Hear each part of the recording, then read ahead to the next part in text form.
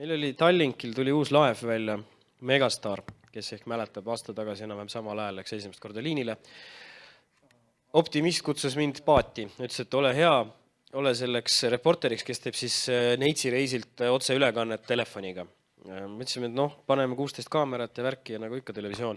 Aga siis hakkasime arvutama, et aga põrgutage, me ei tea üldse, kui tehnoloogiliselt keeruline see kõik seal merel on, et äkki meil ei jätku signaali, et neid kaameraid saata. Otsustasime teha lihtsamalt, võtsime ühe iPhone'i, riputasime stabilisaatori otsa ja Eesti Laulu pearežissöör käis stabilisaator käes ringi ja mina mõtki imestasin, mismoodi see uus laev on. Mis oli muidugi huvitav oli see, et me paar päeva enne laevareisi tegime 3 lühikest klippi sama laeva testreisil. Panime need reedel üles ja minu meelest Tallink nende klippide levitamiseks või siis Optimist kumbki neist päris palju raha kulutus, et jõuda nende 40 000 Tallinki Facebooki lehe kasutajani, kes neil seal nagu nii peaksid olema ja teadma, et see laev välja tuleb. Mis siis päriselt juhtus, kui laev teele läks ja mina kaamera ette astusin, hakkasin ülekannet tegema. Esimese sekundi jooksul oli 1024 vaatajat sellel laivil. Ja see oli tollel hetkel tundus vähevõitu, sest teles me oleme harjunud sellega, et sekundis on 150 000 vaatajat, et mis mõttes ainult 1000, keda see nüüd siis huvitab. Ja siis selle sama 20-minutilise esimese saatelõigu jooksul tõusis see kasutajate arv seal laivi küljes 25 000 peale. Ja siis hakkas juba signaal hakkima, sest laev oli jõudnud nii kaugele merele, et ei olnud enam see 4G levi piisav. Ülekanne kestis kokku 40 minutit ja kui me olime Helsingisse maabunud ja vahepeal ei teadnud üldse, mis oli Facebookis toimunud, tuli Tallinki poolne kontakt. Ka meil tiimi ütles, et kuulge, miks te ei öelnud meile, et siin mingi nii mega vaadatavus tuleb, me oleks rohkem investeerinud sellesse projekti. Vaadatavus oli reisi lõpuks 200 000 ja vist kuidagi nädala jooksul tuli 336 000 ilma boostita, see oli orgaaniline. Mis seal komponentideks all olid, ma sain ise tagantjärgi aru, kui ma tudengitele seda case'i õpetan ülikoolist televisiooni loengut lugedes. Me teeme tudengitega katset, sellist nii-öelda mõtteharjutust, et milliseid meediaid ja kuidas me tarbime 5 aasta pärast. Ja kõigi nende 3 aasta jooksul, mis ma olen telet neile Tallinna Ülikoolis lugenud ajakirjandustudengitele, me saame alati vastuseks selle, et tarbimiskoht internet ületab tarbimiskoha televisiooni umbes 5 aasta pärast, kus see interneti kõver läheb üles, tele oma ristudes internetiga kukub alla. Tallinki case'is ma nägin, et see oli juba praegu käes. Komponendid olid hästi lihtsad. Esiteks sündmus, mis juhtub siin ja praegu ja mis on nii suure uudisväärtusega, et kõik tahavad sellest kohe osa saada. No USAs on selleks Super Bowli finaal, eks ole. Meil oli siis laeva väljumine. Teiseks oli seal komponent, mida ma koolis ei märganud tudengitele lugeda, oli see, et tegelikult peab olema see, kes sealt ülekannet teeb, see vahendav isik peab olema ka. Et see, kelle pärast vaadatakse, on ikkagi oluline komponent. Kui oleks lihtsalt olnud laev, mis läheb ja telefoniga tehakse ülekannet, siis oleks vaatajaid vähem. Ja 3. oli siis tarbimise lihtsus, et kui me peaksime telekast sama asja pühapäeval kell 2 päeval vaatama, me peaks teleka käima panema, maha istuma, vaatama hakkama. Aga see sama väga nüüd siis individuaalne tööriist, mis meil kõigil kaasas on, see on meil nii kergesti lähedal, nii kergesti avatav, sisse lülitatav. Et see on 3. suur komponent, mismoodi minu hüpotees on, et televisioon natukene alahindab praegu sotsiaalmeediat, võimet videosid näidata. Teine katse, mis ma eelmine aasta tegin, puudutab ühte erakanalit ja ühte nende laupäeva hommikust saadet, millele mul oli vaja kähku vaadatavust tekitada, olles ise küll Rahvusringhäälingu koosseisus. Mis ma tegin? Panin alati saatest ühe tüki reede õhtul Aktuaalse kaameraga koos Facebooki ja tund aega enne seda, kui ma oma klipi üles panen, ma laikisin nagu rähn absoluutselt kõike, mis mul seal minu lindis oli isiklikus. Mul on umbes 5000 sõpra Facebookis, kõik Eesti inimesed, kes telekat vaatavad, tulevad sõbraks tavaliselt. Ja nüüd, kui ma rähnina sealt lasin läbi tund aega, see aktiveeris selle Facebooki algoritmi, et näe, nüüd on siis püsikasutaja küljes, nüüd peaks teda kuidagi rewardima. Ja siis sel hetkel, kui ma olen tund aega rähninud, panen ma oma video üles. Videol on 20 sekundiga 200 vaatamist, minutiga 1000 ja taas niimoodi kasvab selles hetkes, aga nad palju seal üle 8000 ei tõusnud. Ma arvan, et Facebook sai aru, et ma olin ikka kavalam. Aga põhimõtteliselt siin oli 1 eurosest juttu, eks ole, 1 eurosest reklaamimetoodikast. Minu soovitus on see, et Facebook on selline, ta on küll mootorit ja algoritmi täis kõik, aga tasub olla uudishimulik, kuidas ta töötab ja katsetada tema peal, mismoodi teda ära kavaldada ja panna ta enda kasuks tööle. Et need akadeemilised meetodid olid väga head, mida praegu tutvustati ja mina eelmine aasta ilma igasugused turunduseelarvete olin olukorrast, ma pean leiutama, mismoodi ta saaks enda kasuks tööle panna ja paljud trikid suve jooksul töötasid. Ma ei tea, kas nad nüüd uuel aastal töötavad, ma ise olen oktoobrist saadik Facebooki dieedil, puhkan sellest kõigest. Aga nüüd kutsuks järgmise esineja. Selleks on meil Rauno Kristjan, emaili turundaja kogemus kaup24.ee. Kui ma ei eksi, see on üks Baltimaade suurimaid poode. Kõike saab osta. Nii et kohalik Amazon põhimõtteliselt. Floor is yours. Aitäh. Tere päevast. Ja mina küll nüüd räägin Kaup24-st, aga mingil määral see nüüd vastab tõele Baltimaade suurim, sest me kuulume Pigu gruppi. Meie peakontor on Leedus, meil on Leedu üks suurimaid internetipoode. Lätis on 220 ka meil väga suur pood ja nüüd ka Eesti siis. Ja me töötame koos, jagame kogemust ja see on selline hea läve või vundament, mille pealt siis ka oma kogemust jagada. Mina, Rauno Kristjan, olen töötanud siin ettevõttes 3. aasta jooksev, alustasin tootejuhina, jätkasin turundusanalüütikuna ja tänaseks olen turundusjuht. See kirev teekond tänasesse päeva on andnud mulle sellise tugeva alustala jälle, et näha igat aspekti. Ja ennem siin eelmiselt esitluselt mul oli hea meel tõdeda, kui Priit ütles, et ta on läinud ettevõttesse turundusosakonda, mis on kusagil taganurgas ja 2 meest istuvad laua taga. Me oleme selline vastupidine näide, et turundusosakond töötab koos kõigiga, juhatusega, kõik otsused võetakse koos kokku, meie turundusdirektor on kursis kõige toimuvaga, meie selliseid seisukohtasid, ettepanekuid arvestatakse igapäevaselt ja see on selline meeletult hea dünaamiline tööriist, kuidas edasi liikuda. Ja see on ka kajastunud siis meie tegemistes. Ja kui läheme nüüd räägime täpsemalt meie kogemustest, sest meil neid omajagu on, me oleme üpriski aktiivne emaili turundaja täna ja kasutame seda võimalust igatpidi ära, siis selline esimene küsimus üldse, kui ennem alustada emaili turundusega, on vaja omale nagu selgeks teha, et tegelikult mida me tahame müüa või kas me tahame üldse müüa, äkki me tahame sisu luua või me tahame sidet hoida kliendiga, et see kõik oleneb valdkonnast, millega ettevõte konkreetselt tegeleb. Meie puhul on lihtne, me tahame tooteid võib-olla müüa, me tahame klientidega sellist regulaarset suhet ja me paneme nagu paika, mis on meie konkreetse väljasaatmise eesmärk.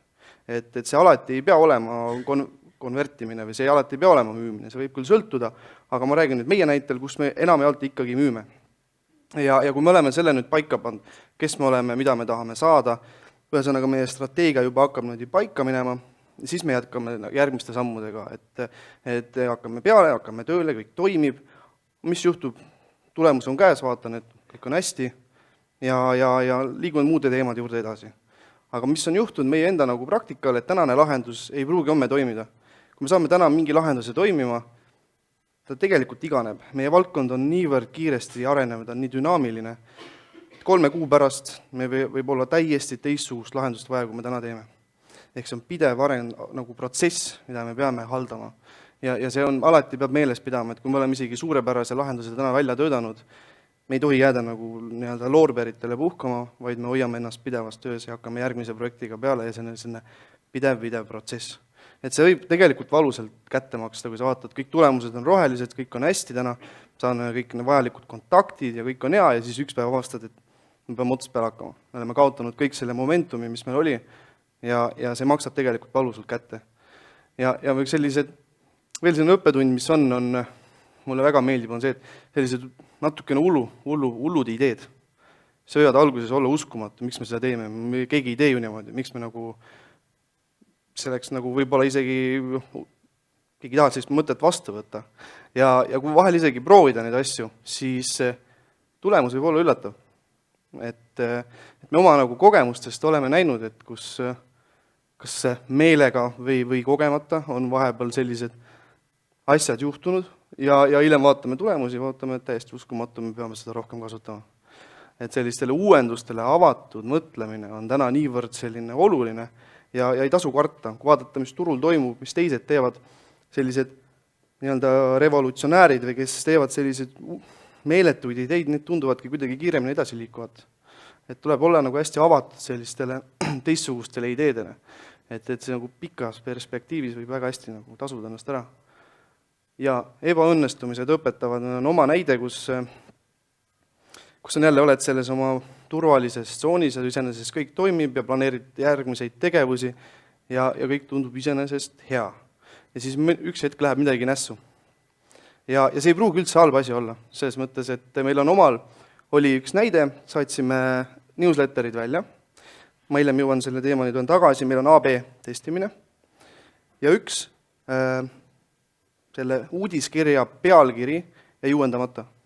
Inimene, kes selle ette valmistas, muidu on ilus pealkiri, et täna on näiteks need pakkumised, selline traditsiooniline, ja teine B pealkiri oli lihtsalt number 2. Ja testid läksid välja, tuli see vastus, number 2 võitis. Inimestele meeldis, kui sinu selle uudiskirja pealkirja number 2 tunduvalt rohkem kui see traditsiooniline kampaaniatekst või muu selline. See ei tohi olla igapäevapraktika, aga see oli selline suurepärane õppetund meile, kus me avastasime, et see, mis me tänase päevani oleme teinud, see ei olegi võib-olla enam see kõige õigem tee. Ja me tegime sealt muidugi oma korrektuurid, õppisime sellest olukorrast. Me ei hakanud edaspidi numbreid välja saatma nagu pealkirjadena kindlasti mitte, aga see oli selline uskumatult hea õnnelik juhus, mis näitas natuke teisest küljest ka seda, et mis tegelikult, võib-olla inimesed, võib-olla see andmebaas, kes teil on, see on juba ära tüdinenud sellest, mis te nagu neile pakute, teil on vaja midagi uut pakkuda ja see number 2 oligi selline hea vaheldus ja kõigile see nagu pakkus huvi. Et see on selline kogemuste põhjal selline pidev areng, mis on nagu käib meie igapäeva töö juurde. Ja ütleme, et meil on juba toimiv lahendus, meil on tehniliselt kõik lahendatud, meil ettevõte toimib ja me tahaks saada rohkem vastu, näiteks nüüd siis newsletteri või e-maili turundusega. Ja see muidugi jääb alati andmebaasi taha, sest mõttes sul on vaja mingisugust andmebaasi, kellele üldse see kontakt välja saata. Ja seal tekivad sellised põhilised küsimused. Üldse, kas meil on üldse andmebaas, kas meie andmebaas on piisavalt suur, et see andmebaasi suurus see sõltub ka tegevusvaldkonnas. Võib-olla igas valdkonnas sul ei olegi vaja näiteks 100 000 kontaktiga andmebaasi, sul lihtsalt neid ei ole nii palju neid kontakte Eestis võimalik võtta. Aga kui hakkame nüüd nagu mõtlema, et meil on nüüd vaja andmebaasi tekitada, et kuidas me kogume selle? Selleks on erinevaid lahendusi, näiteks ma olen natuke ühe selle lahenduse siin lõpus eraldi välja toonud, millest ma tahaks natuke eraldi rääkida, aga üldjoontes nagu mina isiklikult eelistan sellist orgaanilist andmebaasi suurendamist.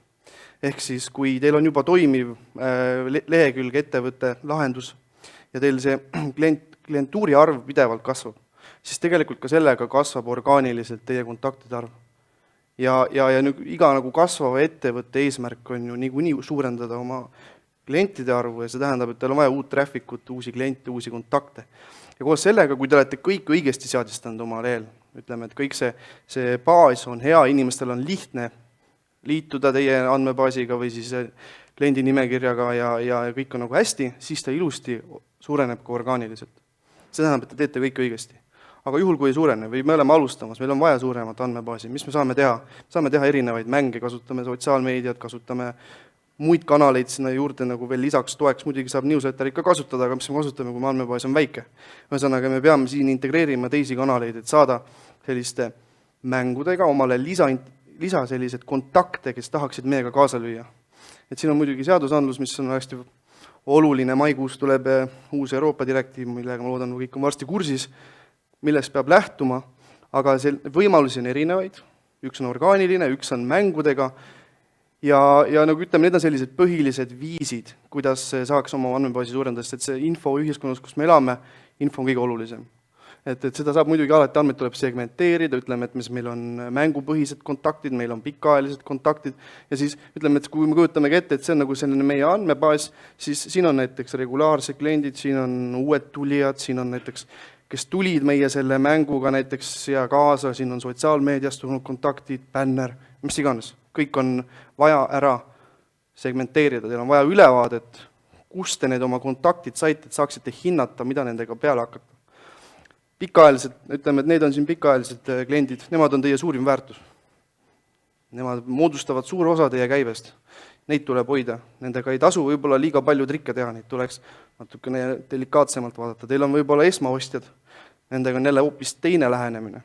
Et see on see, kuidas andmebaas ei ole üks tervik, ta on ikkagi löödud sellisteks kihtideks, mida me peate oskama hallata. Ja kui te olete selle omal juba moodustanud, kõik on hästi, siis ta niikuinii juba kasvab, kui kõik teete õigesti, haldate seda ja viite täide. Kolmandad osapooled, mis on üks võimalus? Ütleme, et meil ei ole veel andmebaasi. Või meie andmebaas on ammendumas, meil on vaja uusi kontakte, mis iganes. Siis me läheme kolmandate osapoolte poole. Eestis on teenusepakkujaid täna, kes võivad teile võimaldada lisaväljasaatmisi oma andmebaasidesse. Meil on ettevõtted, kellel on omal kogutud suured andmebaasid ja te saate läbi nende saata siis oma teksti, infot, uudiskirjasid välja. Mida on vaja meeles pidada, et need kolmandad osapooled oleksid võtnud ühesõnaga see strateegia, kuidas nemad on oma andmebaasid kokku pannud, need vastavad ka ette nähtud reeglitele, seadustele. Nendega tuleb teha lepingud, et kolmas osapool, kes selle uudiskirja välja saadab, tema võtab ka vastutuse selle turundussisu käitlemise eest. Et nemad on kogunud selle andmebaasi niimoodi, et inimesed, kes andmebaasi sisse arvati, nemad on teadlikud, et nemad nüüd seal andmebaasis on, et nemad on nõustunud saama turunduskirjasid või ükskõik missugust selliseid reklaampostitusi. See on väga aktuaalne teema täna, kuna nüüd see, mis ma enne ütlesin, Euroopa Liidu direktiiv GDPR, mis rakendub 25. mai, hakkab selliste asjadega väga täpselt tegelema.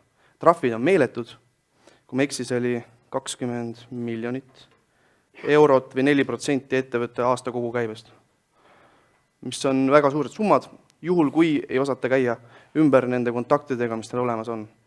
Ja seda tähendab, kui on kolmandad osapooled, peate olema täiesti kindel, et seal on kõik õigesti tehtud. See on teie huvides igal juhul. Ja sellepärast on natuke seotud selle sisseostmisega. Täna on siiamaani võimalus tegelikult minna sellist lühikest teed ja osta omal andmebaas sisse. Ma olen isegi vaadanud siin ringi foorumites, igal pool pakutakse sellist võimalust, et milleks sa siis näed, kulutad raha oma turundusse, reklaami, et oma andmebaasi suurendada, see on ju pikaajaline protsess ja üle öö ei juhtu. Et osta meilt näiteks 30 000 kontakti sisse. Siin on küsimus, mis on nende kontaktide väärtus, kes seal sees on? Kuidas nad on kogunud? Kas nad on botidega näiteks saanud need e-mailid? Kas need inimesed, kes sinna sellesse andmebaasi sisse on võetud, mis on müügil hetkel, kas need inimesed taaskord on teadlikud, et nad seal on, kas nad on andnud oma nõusoleku, kas kõik on tehtud reeglite järgi? Ja tihtipeale, kui on mingi väga odav pakkumine, ma ei ütleks, et see on üldse nagu mõistlik kaaluda, sest see on jälle teie ettevõttele suur risk. Ja neid viise ja neid probleeme on olnud väga palju erinevaid just nende sisse ostetud andmebaasidega. Ja teine asi on kvaliteet.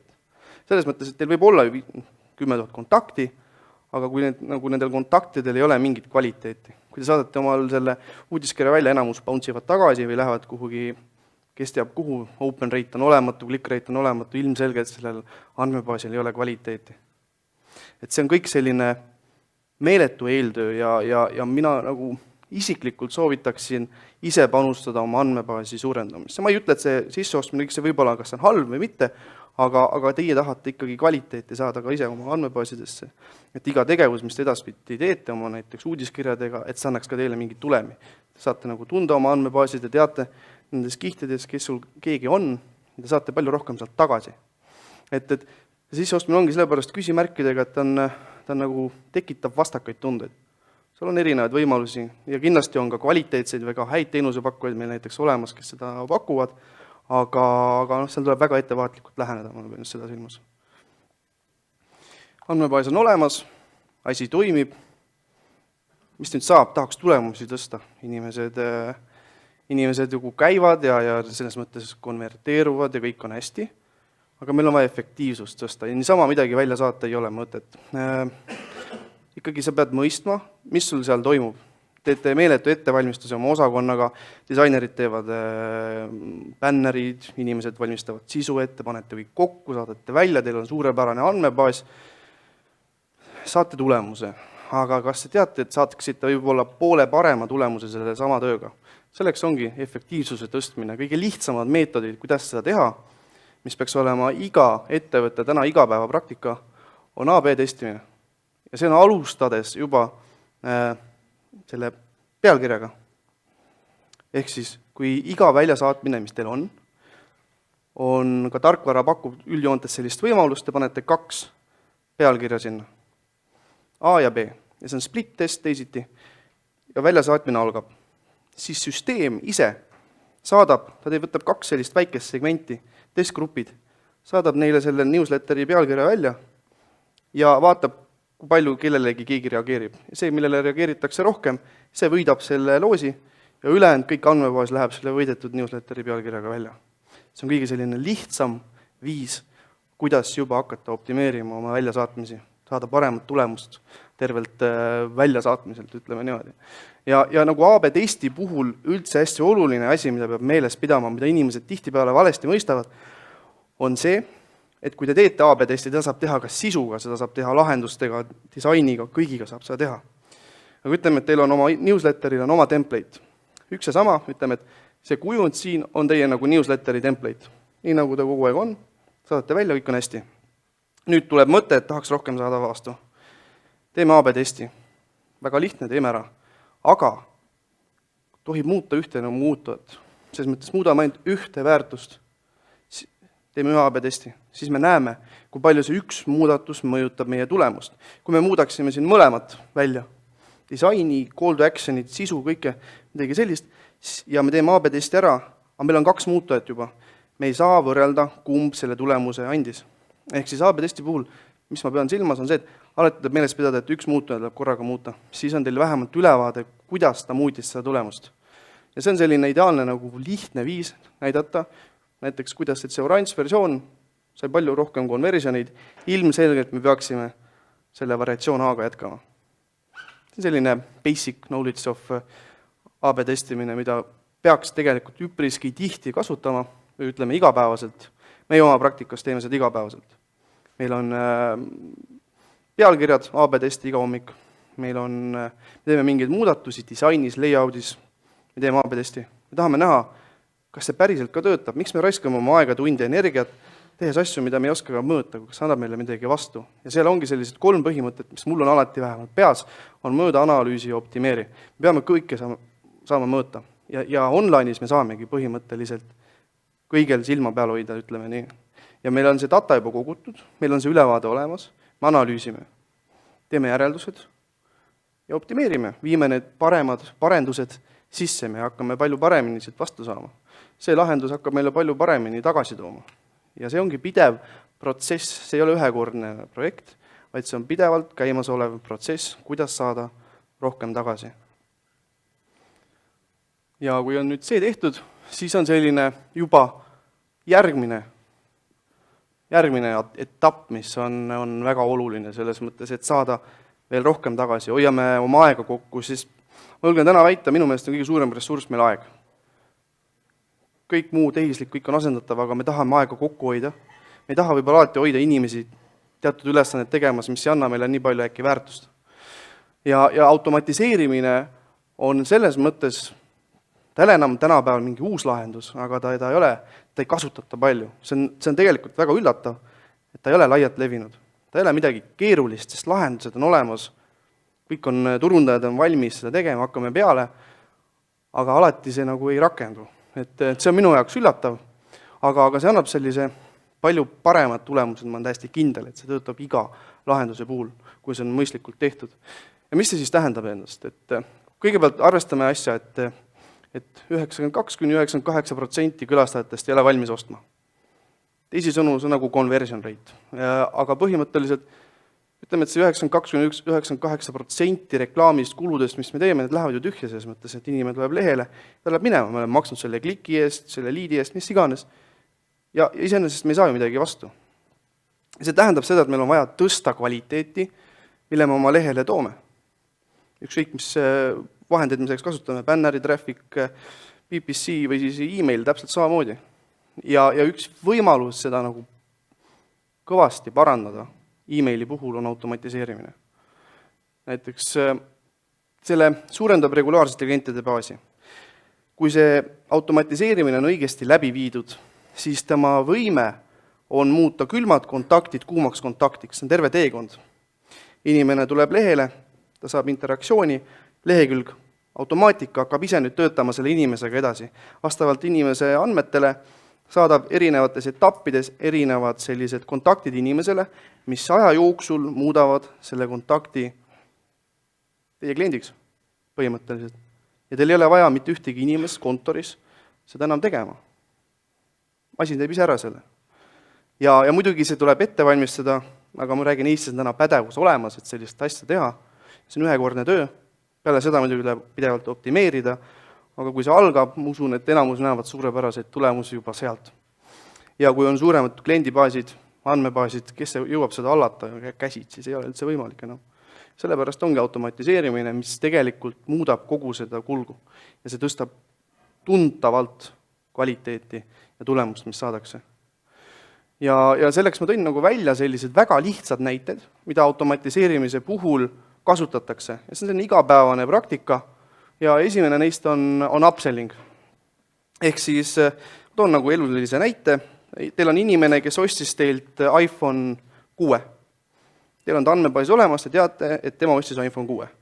6 kuu pärast tuleb välja iPhone 7.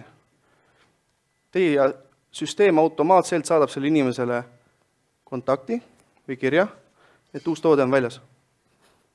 Teie ei teinud keegi sellest mitte midagi, süsteem ise teab. Ja mitte iPhone'i näite, see kuulub igasugust erinevate toodete nagu valdkonda.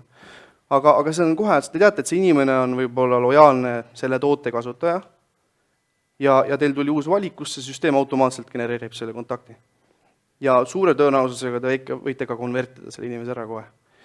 Ja see on 0, vaev teie enda poolt. Süsteem teeb seda ise. Järgmine näide cross-selling. Ütleme, et teil on jälle andmebaasis info, inimene ostis selle iPhone'i. Aga teil on valikus igasugu korpused, laadijad või mingid muud Bluetooth vidinad, mis seda võivad aidata. Samamoodi teie süsteem hakkab pakkuma sellele inimesele selle konkreetse toote lisaseadmeid, võimalusi. Teenuste puhul see tegelikult kehtib samamoodi. Mul on lihtsalt lihtne endale öelda seda toodete põhiselt, sest see on minu igapäeva töö täna. Aga seda kõike saab integreerida ka teenuste põhiselt. Et see ei ole näiteks kindlustustoodetel tuli uus toode välja. Upselling läheb järgmisele inimesele juba näiteks teile kiri, et meil tuli uus kindlustuspakett, äkki soovite seda võtta, miks mitte. Või siis lisalahendused näiteks samamoodi cross-sellingus lähevad inimesele teile. Samamoodi. Ja eriti nagu lahe, mis mulle meeldib, on cycle-based selling, mis on näiteks, ma toon jälle tootepõhise näite, teil on inimene, kes ostis kassitoitu.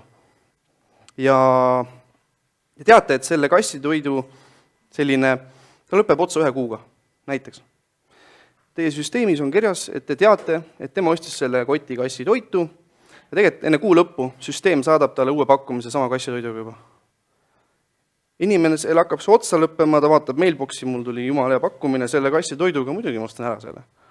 Ja see on automatiseeritud, see on efektiivne, see on väga täpne sihtimine. Teil olema info põhjal, ma ei saagi aru, miks seda ei võiks mitte kõik kasutada, sest see on nii efektiivne tänapäeval. Ja see ei ole enam raketiteadus, see on üldjoontes väga lihtne, ette nagu professionaalide poolt valmis teha. Ja need protsessid, mis ma siin olen nüüd kirjeldanud, neid võib veel kordades nagu detailsemaks, täpsemaks ja keerulisemaks ajada. Kõik oleneb nagu huvist. Ja viimane samm, see on selles mõttes on mitte ainult need näited, on ka nagu muud näited, kui teil on inimene poes, nagu meil siis on näiteks online poes, ta on pannud omale toote ostukorvi, ta on vaadanud seal ringi, aga ta on otsustanud lahkuda. See on lihtsalt selline eluline näide. Ja läks poest minema, aga jättis toote ostekorvi ja siis ta võib-olla mingi aeg ei tule sinna tagasi. Automatiseeritud süsteemi puhul võib nii teha, et tuleb talle kiri, tuletab talle meelde, et kuule, sul ei ostukorv lõpetamata, äkki me saame sind kuidagi aidata. Täpselt samamoodi jälle. Ja keegi inimene ei pidanud selleks mingit sisendit andma, süsteem ise toimib. Ja juba see tõstab conversion rate'i. Juba see nagu annab sellise viimase tõuke võib-olla inimesele, et aga okei, ma ostangi selle ära. Võib-olla tal tuli midagi ette, võib-olla ta unustas selle ära, võib-olla tal oli see viimane samm tegemata ja see süsteem aitab seda. Et see on selline hästi, mulle hirmsasti meeldib see süsteem. ta on hästi paindlik ja ta on väga nagu hea. Muidugi alati näiteks, kui see süsteem on juba üles seotud ja kõik toimib lehel ja kõik on nagu hästi, siis võib ka silmas pidada, et kui teie lehel oleva sellise traffic'u või selline rahva hulga liiklus suureneb, siis suureneb ka juba automatiseerimine.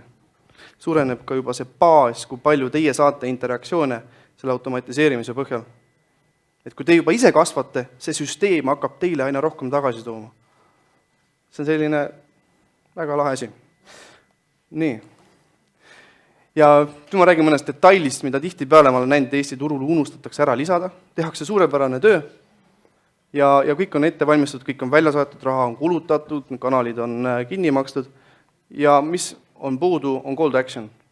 Nagu siin Netflixi näitel, nagu join free for a month või subscribe või osta või mis iganes.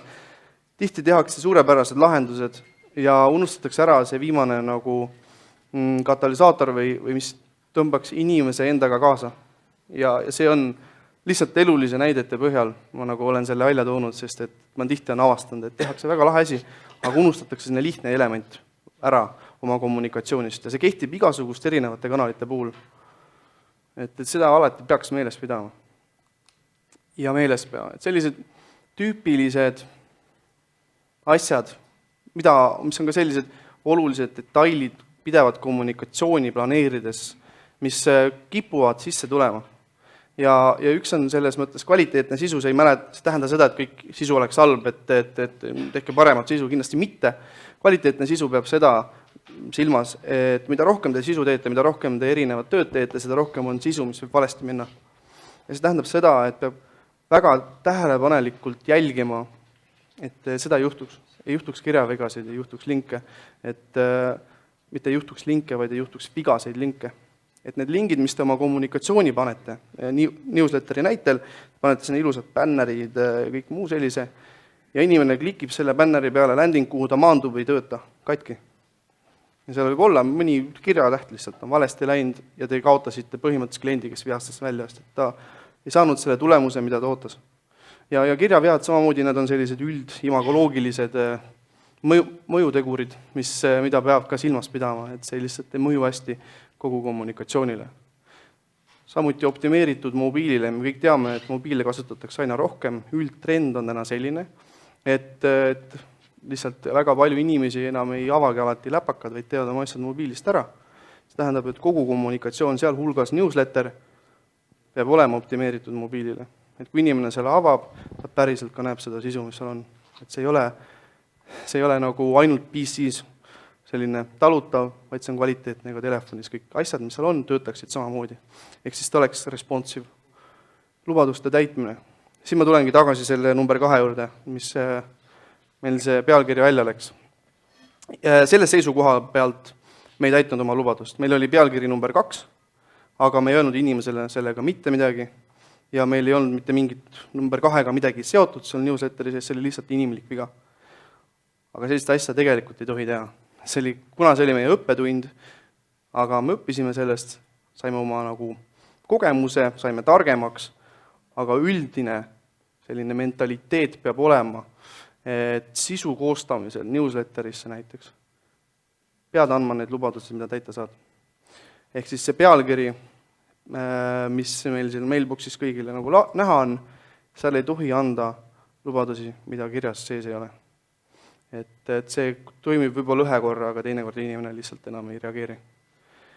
Ja seoses siis sellise hea tavaga on see, et igas newsletteris peab olema listist lahkumise võimalus. Kui pidada meeles seda GDPR-i, mis meil on tulemas, siis see on selline iga õigus, mis inimesel peab olema. Tal peab olema sama lihtne lahkuda, kui ta tuli. Ja tal peab olema selleks kõik info olemas, et ta saaks sellest listist lahkuda. Ja see on ka, miks oluline on need kolmandad osapooled ja kõik need, kelle need andmebaase haldavad, et nemad oleks enda poolselt kõik selleks teinud.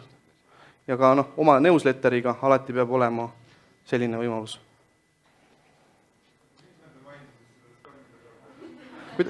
25 mai. Ei, tegelikult tänases praktikas on need põhimõtted on olemas, on samad. Selles mõttes, et listist lahkumise võimalus peab niikuinii olema.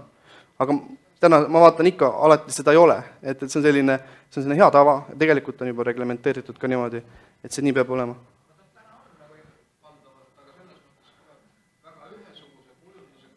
nähtavad, et ühest listist tulevad asju, tulevad erinevate firmade erinevad pakkumised, sa võib ennast, see on surnud subscribe'id, non-subscribe'id, jah, et see ongi see, kuidas hallatakse neid andmebaase ja noh, ütleme, et kui te ütlesite, et see nagu sarnaneb välja, on päris mitmeid siukseid, mis jah, siis on leitud selline hea praktika, selline hea lahendus, mis toimib kõigi jaoks ja lihtsalt seda integreeritud, siis võib-olla üldiselt toodemine müüakse seal kellelegi seal seda, ma ei tea, 50 € noh, võib ka olla, muidugi see nagu see üldine layout või see paigutus või selline, et see on nüüd siiski, see jääb kas nüüd agentuuri, kes selle valmistab, või siis nagu ütleme, kui on in-house või nagu ettevõte, kes selle valmistab, et see on nende teha. Et missugune see leht välja näeb, see võib olla täiesti äärmuslik, see võib olla selline standardne, see oleneb sellest ettevõttest, et lõpuks see turundusosakond, kes selle nagu nõus välja saatma, isegi kui näiteks agentuur selle valmis teeb, nemad peavad selle kinnitama. Et see on võib-olla kellegi nagu möödapanek, et näiteks kui on nagu ei ole vaadatud näiteks, et kui on konkurendiga täpselt samasugune newsletter.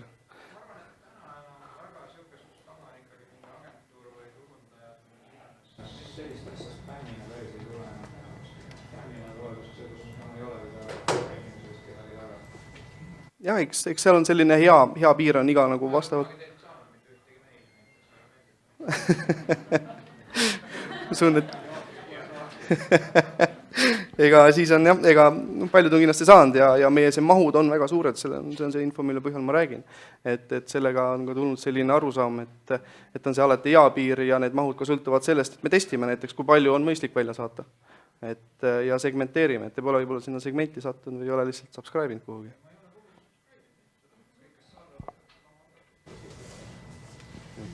Nii et kõik on veres, üks küsimus. Mis tuleb, et küsindi, et kas teil on siis kõik nõusolekud olemas?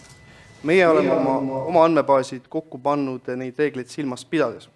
Kui seal nüüd tulevad need muudatused, siis sellega tegeleb meil eraldi on meil projekt, et üle kontrollida, kas seal on mingeid muudatusi, mis võib-olla nii ei ole, aga inimesed, kes meie andmebaasi on tulnud, need on andnud ka selle nõusoleku, et nad saavad selles turundustegevuses osaleda. Neil on täna igapäevaselt ka alati võimalus sellest nagu lahkuda.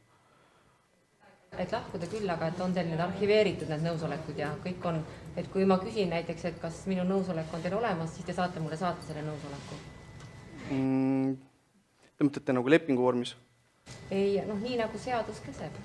Et pole, et ta ei pea olema lepingu vormis, ta peab olema lihtsalt kuidagimoodi kirjalik või noh, tõendatav, jah? Tõenäoliselt on see näiteks, kui meil praegu inimesed tulevad newslist, kui nad registreerivad, siis nad panevad sinna märke, et nad on nõus selles turundustegevuses osalema, siis me saame sealt ka alati väljavõtte teha ja teile selle saata.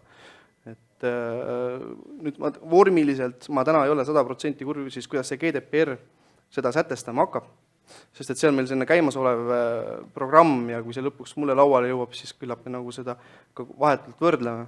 Aga siiamaani, kui me oleme enda andmebaasi koostanud, siis me alati ka seda nagu nõusolekut küsime ja inimestel on alati võimalus lahkuda. Me kasutame täna ka muidugi teisi andmebaasi, me oleme kasutanud seda erinevatel aegadel, meil nüüd mahud on kindlasti vähenenud, aga see võib ka tihtipeale nagu inimestele sattuda, jah, meie nagu uudiskiri võib-olla, kes ei ole meile otseselt näiteks subscribe inud, aga see tähendab seda, et me oleme mõne partneriga koostööd teinud, kellel on see andmebaas.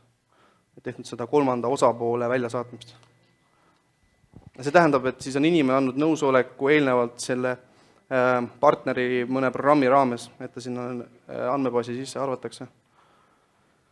Nii, anname kingituse üle. Meil oli vist veel üks küsimus. Küsimus, jah? Jah. Kui palju teil keskmiselt neid tääge on inimese küljes, näiteks suurusjärk? Tääge? Jah, mingi tääge. Kasutatakse tääge kontaktide puhul? Sina küsimus. See on... segmenteerida siis ja personaliseerida. Selle segmenteerimisega on meil tegelikult oma osakond, kes sellega tegeleb. Ja igapäevaselt on meil selline üldine tava. Meil on neid segmente, kui ma olen nagu vaadanud, on väga palju. Ja need on siis näiteks seotud kas siis mingi kampaania või mingi muu sellise faktiga, kus me teame, et kuidas see inimene on meile tulnud. Ja täpsemalt, kui palju neid tääge on, see on meie tehnikute pool. Et nemad selle ette valmistavad. Aga automaatika teemal ja automaatika kasutada. Kõik ei lubagi see tääge, no ei saagi tääge kasutada. Mõne on lihtsalt listid erinevad, segmentide listid, aga mõned sa saad nagu pöörata, keerata igat pidi neid meil on, ma ei saa päris täpselt öelda teatud põhjustel, missugust kõiksugust automaatikat me kasutame, aga näiteks need lahendused, mis me isegi